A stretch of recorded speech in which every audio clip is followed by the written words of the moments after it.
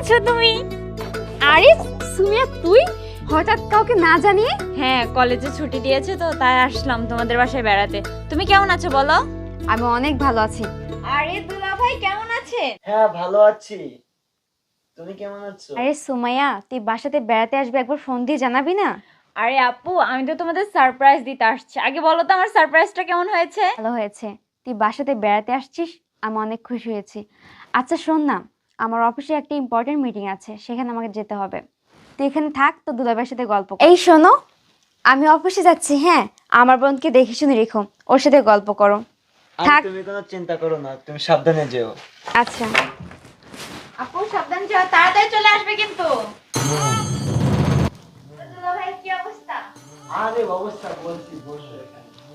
আরে তুমি